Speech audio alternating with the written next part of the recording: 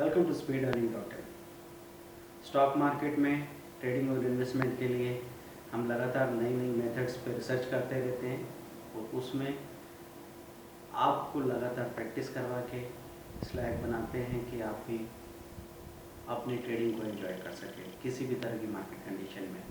तो आज हम लोग बात कर रहे हैं बॉटम फिशिंग पे। जब भी कोई स्टॉक बड़ी गिरावट में बॉटम में चला जाता है, तली में चला जाता है, वहाँ पे हमारा इरादा होता है उसको खरीदने का।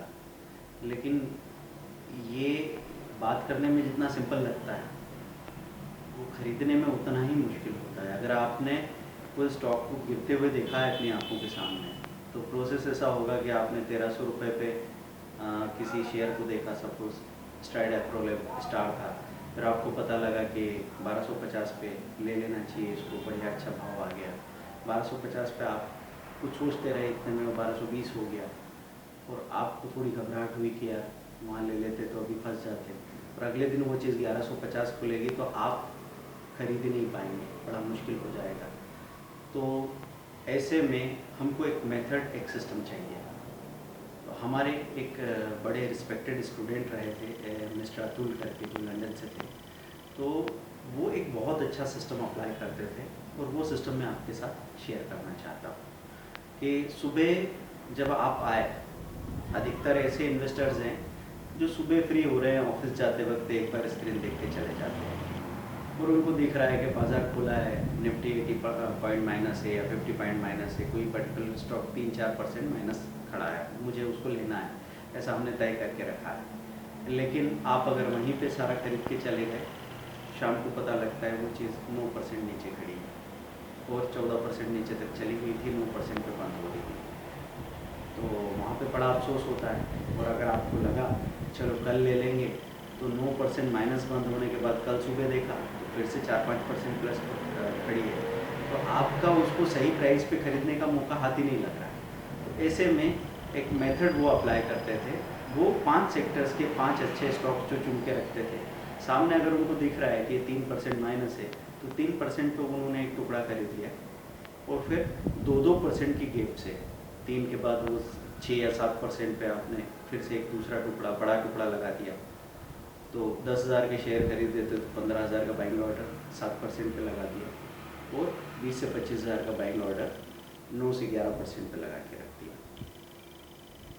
तो बाज़ार में अगर गिरावट आएगी तो वो सही प्राइस पे एक बेटर क्वांटिटी आपको मिल जाएगी। अगर गिरावट नहीं आई तो कोई बात नहीं, वो ट्रेड एक्टिविटी नहीं होगा। तो आपका बाज़ार में लगातार चौकीदारी करते रहना ज़रूरी नहीं है और वो फ़ायदा भी नहीं देता, क्योंकि आप थोड़ी थोड़ी देर के अप डाउन में अपने इरादे बदल लिया करते हैं और जब आप ऑर्डर लगा के चले जाते हैं तो फिर काम अपने आप सही होता है और उसमें इमोशन का घालमेल नहीं होता, इमोशनल डिस्टर्बेंस नहीं होता। तो इस तरीके से वो 5 स्टॉक्स में सौदे लगा के जाते थे और शाम को आके देखते थे कि अगर उन्होंने 2 लाख रुपए तक के सौदे लगा रखे तो कम से कम 80,000, 90,000 या 1-1.25 लाख तक का ट्रेड हो चुके हैं और वो बाज़ार के बंद होते होते ही बराबरी या कोई अच्छा प्रॉफिट दिखा रहे होते थे। जैसे अभी बाज़ार में अभी जो मूवमेंट हुआ, 500 पॉइंट गिरे निफ्टी कल, आज फिर हम देखते हैं 100 पॉइंट प्लस खुली, 100 पॉइंट प्लस खुल के वहाँ से 150 पॉइंट माइनस चली गई और वापस 100 पॉइंट ऊपर आके बंद हो गई। तो ऐसे में बॉटम फिशिंग वालों ने जो भी ऑर्डर लगा के रखे थे उनको बेस्ट रेट में स्टॉक्स मिल भी गए और जब बाज़ार क्लोज हो रहा था उसी वक्त एक अच्छा खासा इंट्राडे प्रॉफिट नज़र भी आ रहा था। तो ऐसे इंट्राडे प्रॉफिट ज़्यादा नज़र आता है तब तो आप अपना 30-50% स्टॉक वहीं बुक करके जा सकते हैं, ताकि अगले दिन अगर कुछ उठापटक हो गई तो उसी पैसे से आप फिर निचले लेवल पे एंटर कर सकते हैं। इससे आपकी आज़ादी कई गुना बढ़ जाती है। तो सिस्टम क्या था कि आप हमेशा जिन स्टॉक्स को लेने की बात कर रहे हैं, जिनकी स्टडी का आपने की है, उनकी इंट्राडे ट्रेडिंग रेंज का एक आइडिया आपको होता है। तो निफ्टी के शेयर है तो हम 2-2% की गैप पे लगा देंगे। अगर मिड कैप या स्मॉल कैप के शेयर हैं तो 3-3 या 5-5% की गैप पे बाइंग ऑर्डर लगा के रख दीजिए। वो हर एक डिप में आपको मिलते चले जाएंगे और जैसे ही उनमें रिकवरी आएगी आपको अच्छा खासा प्रॉफिट हो जाएगा। अगर आप शॉर्ट टर्म इन्वेस्टमेंट की बात कर रहे हैं, लॉन्ग टर्म इन्वेस्टमेंट की बात कर रहे हैं, तब तो स्टॉप लॉस नहीं लगाना है, तब तो क्वांटिटी का कंट्रोल रखना है कि पहले 10 शेयर, फिर 20 शेयर, फिर 30 शेयर, ऐसे 1-3 के रेशो में खरीद लें, जो भी आपकी क्वांटिटी हो, जो भी आपका कैपिटल हो। और अगर इंट्राडे की बात कर रहे हैं तो फिर आप सीरीज ऑर्डर स्ट्रेटेजी का इस्तेमाल कर सकते हैं, जो कि पहले भी हमने वीडियो में और ब्लॉग में एक्सप्लेन किए, हम फिर से रिकॉल कर देते हैं नए लोगों के लिए। सीरीज ऑर्डर में ऐसा होता है कि आपने देखा 3% पे कोई चीज़ खड़ी है माइनस में और एवरेज के ऊपर खड़ी है, बाजार अगर रिकवर करेगा तो ये ऊपर आ जाएगी, तो 3% पे क्वांटिटी ले ली 50 शेयर्स की और वहाँ हमने एक स्टॉप लॉस लगा दिया 0.5% का। फिर दूसरा हमने 2% नीचे 5% पे क्वांटिटी बाइंग ऑर्डर लगा रखा है, वहाँ पे 0.5% का स्टॉप लॉस है। ऐसे टोटल हमने प्लानिंग की कर रखी है 4 बार 0.5% का स्टॉप लॉस लेने की। तो वो एक अगला सौदा आपका 8% पे, उससे अगला सौदा 12% पे है। अगर वो उस लेवल पे गया और वहाँ से बाइंग हो गई और बाइंग के बाद आपका स्टॉप लॉस नहीं टूटता है, तो आपको एक सीरीज ऑर्डर मेथड से एक अच्छा प्रॉफिट मिल सकता है।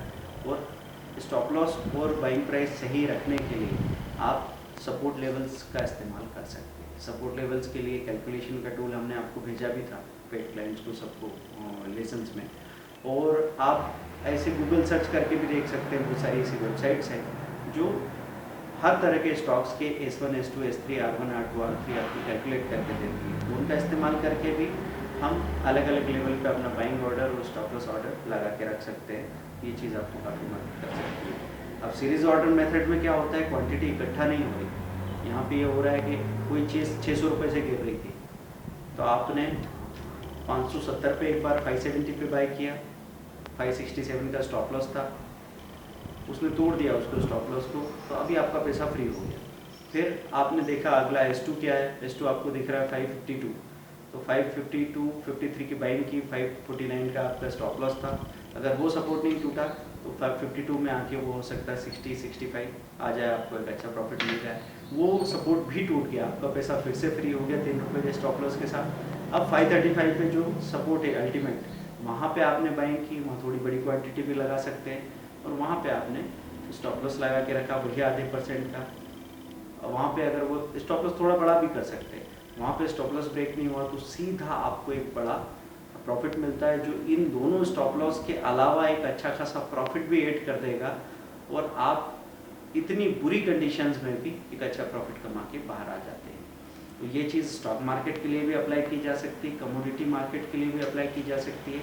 अगले वीडियोज़ में हम कमोडिटी मार्केट में कैसे हम सीरीज ऑर्डर मेथड को अप्लाई करेंगे उसको देखेंगे।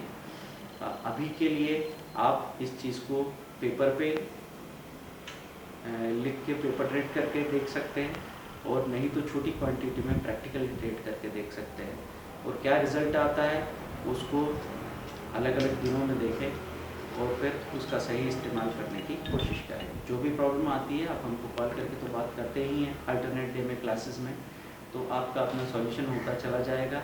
B positive and be faithful, हर चीज़ का सॉल्यूशन है, वो सॉल्यूशन आप तक पहुँचेगा। Thank you, bye.